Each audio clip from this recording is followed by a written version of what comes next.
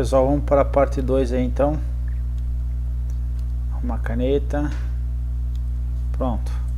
Parte 2, Direitos Políticos, Soberania Popular. Semana 5, dia 4. Questão 11. Caso seja publicada e passe a viger em fevereiro de 2018, lei que altera o processo eleitoral poderá ser aplicada a pleito eletivo que ocorra em outubro desse mesmo ano? Mentira. Só pode passar a ser aplicada quanto tempo depois da vigência, da entrada da vigência? Após um ano da entrada da vigência da lei, chamado aí do princípio da anterioridade. Questão 12. Os direitos políticos são titularizados. O que significa isso? Que são o quê? Alguém tem a titularidade. Perfeito? Perfeito. Direitos políticos são titularizados. Direito político, direito de votar e ser votado, é livremente exercido por todos os brasileiros e garante a participação na vida política e a influência nas decisões políticas. Estaria certo, garante a participação na vida política e influência nas decisões públicas. Também está certo, mas exercido por todos os brasileiros? Não. Por todos, se fosse todos os cidadãos, aí estaria certo. Os cidadãos, correto, porque os cidadãos são os que têm os seus direitos políticos plenos aí, ok? Agora, brasileiro não, quer ver que fura? Todos os brasileiros, analfabeto, ele tem todos os seus direitos políticos, tem direito de ser votado? Não. Aqui, abaixo de 16 anos, tem direitos políticos? Não. Então não são todos brasileiros, ok? 13. Suponha que José é casado com Miriam e prefeito de um município brasileiro venha a falecer 2 anos após ter sido eleito. Nessa situação, Miriam pode se candidatar e se eleger a cargo antes ocupado por seu marido nas eleições seguintes ao falecimento? É uma questão interessante, uma questão que vale a pena aí colocar uma estrelinha aqui para essa questão. Por quê?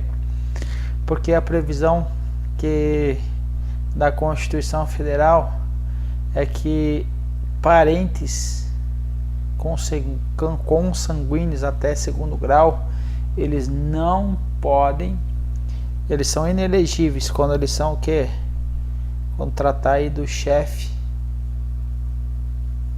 do executivo, certo?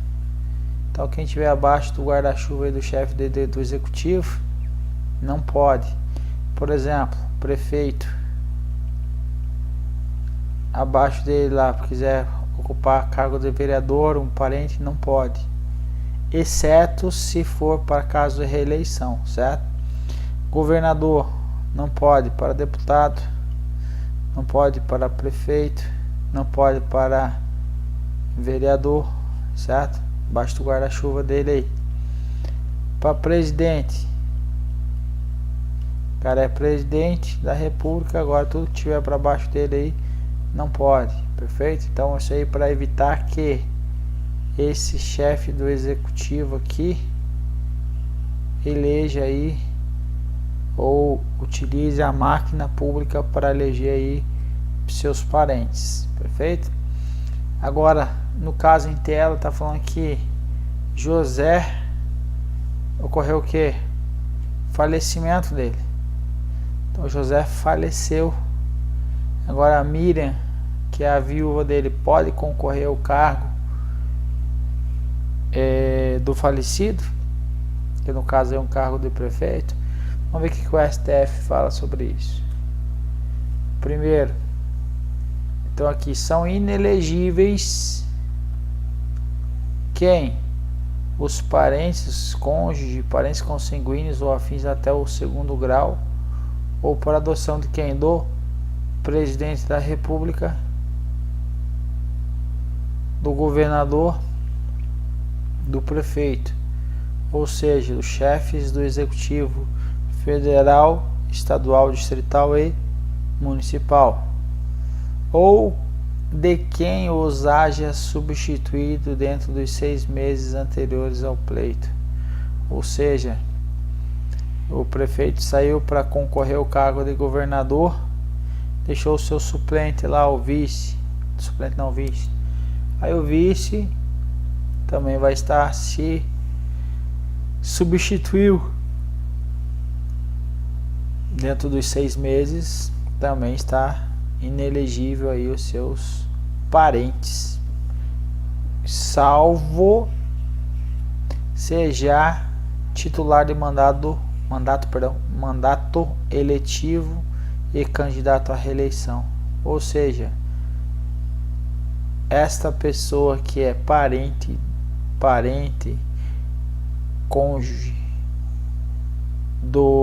se for parente do presidente, do prefeito, do governador, mas ele já tem um mandato eletivo, então ele pode aí pleitear a reeleição, porque ele não se beneficiou da máquina pública aí para ser eleito. Essa é a ideia, ok? Agora, no caso aí da morte, vamos ver, a dissolução da sociedade ou vínculo conjugal no curso do mandato não afasta a inelegibilidade prevista no parágrafo 7º do artigo 14 da Constituição Federal, ok? Por que o STF diz isso? A orientação da edição da súmula vinculante em recentes precedentes foi a preocupação em inibir que a dissolução fraudulenta ou simulada de sociedade conjugal, ou seja, o cara se separou no papel ali para que o cônjuge pudesse participar das próximas eleições. Então, dissolução fraudulenta ou dissimulada, elas são inibidas pela súmula vinculante 18.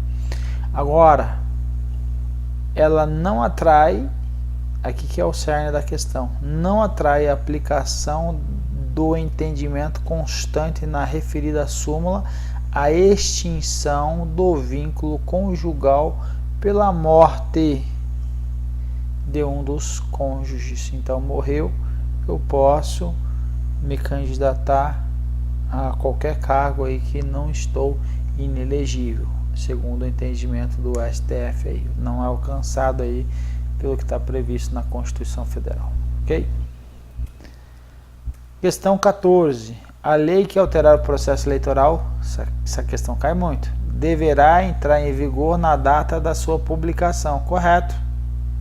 Não se aplicando os seus dispositivos à eleição que ocorrerem até 1 ano da data da sua vigência. Então, cuida com as palavras que estão escritas para você não errar a questão, ok?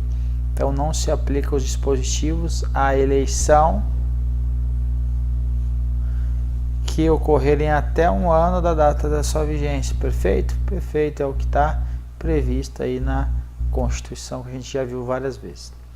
Não são alistáveis como eleitores nem os estrangeiros, nem os conscritos, que são quem? Uma parcela dos militares que estão no serviço militar obrigatório. Não todos os militares. Então está errada essa questão por causa disso. Questão 15. Já foi 16. O alistamento eleitoral e o voto são obrigatórios para os indivíduos na faixa etária dos 18 aos 70 anos e facultativo aos indivíduos analfabetos, ok? Os que tenham mais de 60 anos de idade, não. Os mais de 70 anos de idade que é facultativo. E que tenham entre 16 e 18. Está tudo errado. Então vamos lá.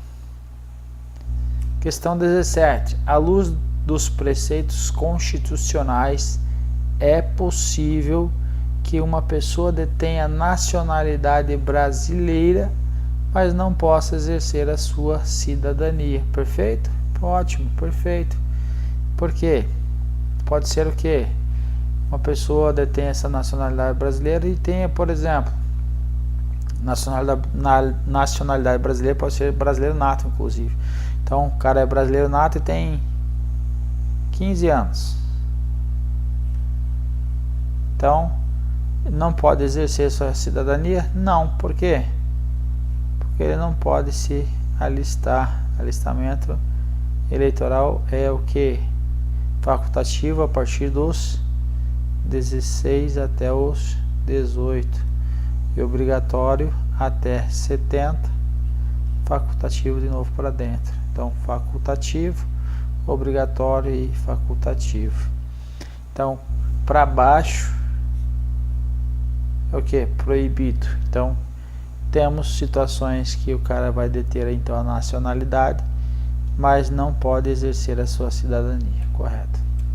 Questão 18, alistamento eleitoral e o voto são facultativos para os maiores de 60, não, 60, olha, cuida com isso, ó, 60, vocês não ler na diagonal e olhar, achar que está escrito 70, como eu acabei de quase cair no conto do vigário aí. Então, são facultativos a partir dos 70, então a questão está incorreta. 19, a consulta aos cidadãos em momento posterior ao ato legislativo é o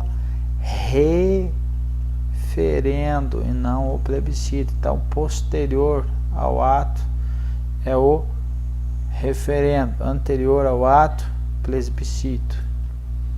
Questão última dessa bateria, questão 20.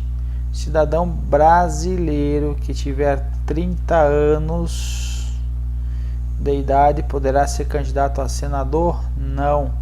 Senador é com quantos anos?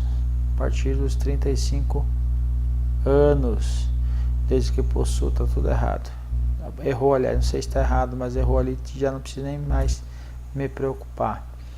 Veja, 35 anos para presidente da República, vice-presidente e senador.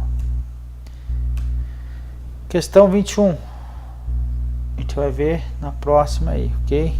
Então paramos na 20 aí para não ficar tão grande aí o vídeo.